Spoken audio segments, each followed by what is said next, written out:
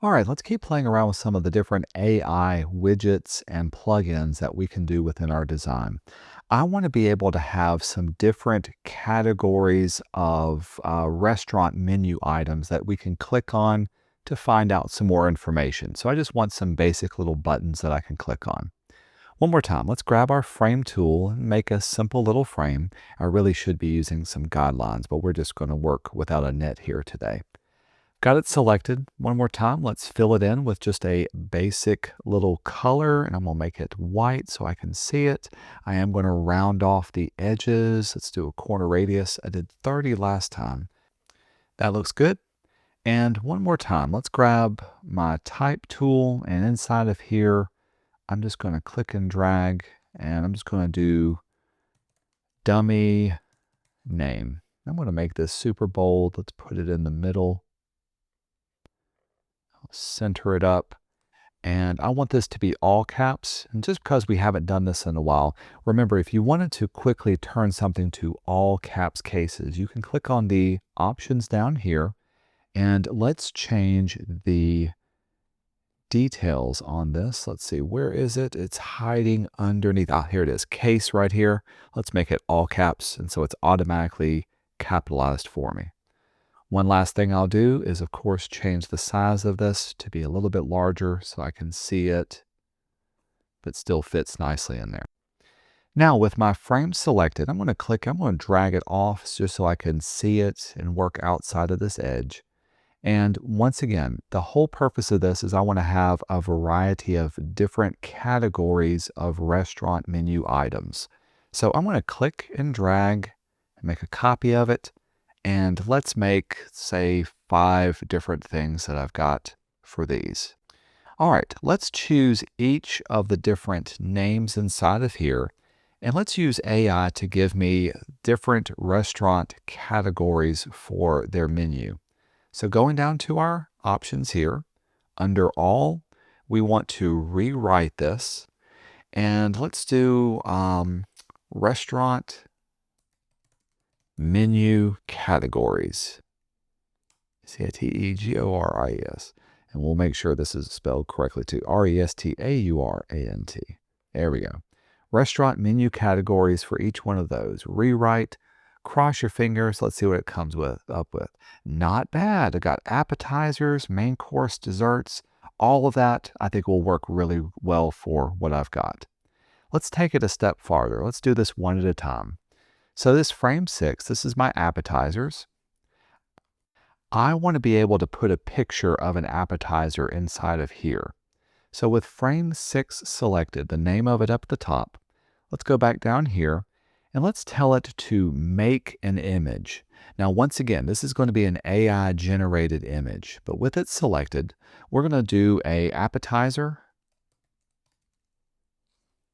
and I'm going to choose make image. And it's going to take just a moment to see what it can come up with. Now, some of these may be a little bit quicker or slower than others. It depends on the model that we have, but you can see how it fills it in, and it does a pretty good job of just coming up with some basic little appetizers. Of course, this may not fit the theme of my restaurant, but this is just for learning purposes. Also, of course, I can't see my text that I have, so maybe I need to change this up and redo the text. Now, there is a couple of things I could do. Since this background has both light and dark images behind it, maybe with it selected, I'm going to change the color of my text to be filled in with just a solid white, and I'm going to give it a little bit of a drop shadow. So under Effects, let's apply a drop shadow. That looks pretty good. Another thing I could do is by changing up my image. Once again, let's select the frame. And this picture is inside of the fill for the frame. Now we could drop the opacity down a good bit. You can see by doing that, it makes appetizers show up a whole lot better. I think that looks pretty good, just so I can see it and still have appetizers nice and readable. A final thing I could do is to select the word appetizers and put a frame around it.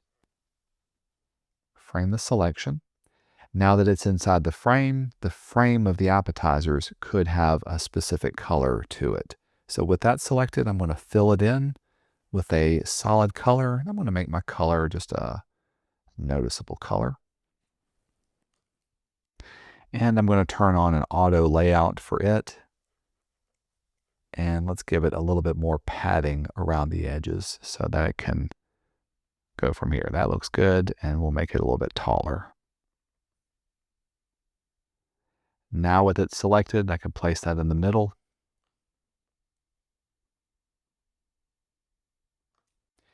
And one last thing that you can do to fill colors that we've not done yet is with it selected, go to your fill color, open it up, and let's change the color's blending mode.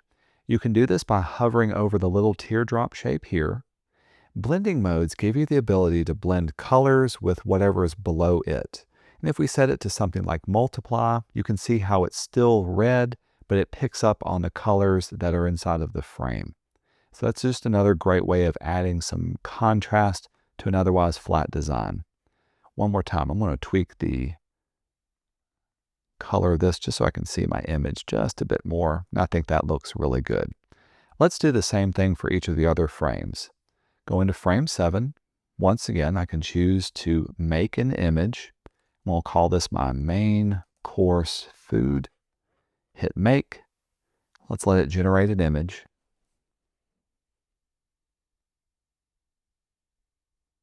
There it is here.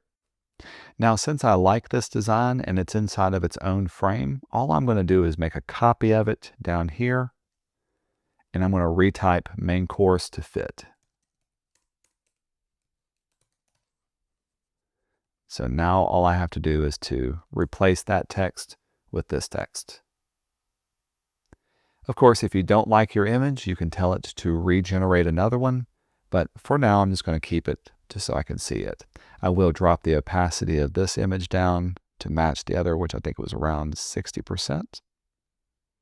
All right, so take some time, go through each one of these, generate an image based on what you need, and then change out the text inside of the inside of this.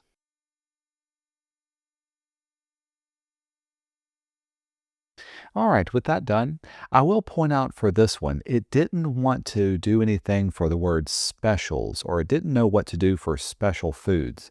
So I literally typed in fun foods, and you can see what it came up for this one. But now I've got all of these automatically generated for me. Let's take each one of our frames and drag them into our content. Now we do want to be able to scroll down to see all of this. If we were to go to prototype now, you can see that we are set up to be an iPhone, in my case, iPhone 16. And if I select this, our scrolling behavior for overflow, let's set it to be vertical. If I was to preview it, now I can scroll past here and I can scroll up and down and see all of my content. Oops, but I can't see automatically what's down here at the very bottom because it's clicking and it's stopping right there. So let's give it a little bit more content just so I can see what's down here. In order to do this, it's actually a simple fix. We need to choose our iPhone frame and let's drag the very bottom of this. Now my bottom navigation is going to stay exactly at the same spot, but we want to be able to drag this all the way down to see it, plus a little bit more. So we want to have enough room down here. Now when we go to prototype it, let's give it a second and pull it up. We can see our reviews, we can see our appetizers, and it scrolls down and it gives us a little bit more buffer space. Everything else stays exactly the same. All right, with this done, let's save this up as our exercise file. So let's go up to File and Save a Local Copy. You can save it as your AI exercise. As a Figma file, do make sure you know where it's being saved to and upload this Figma file for the exercise for this week.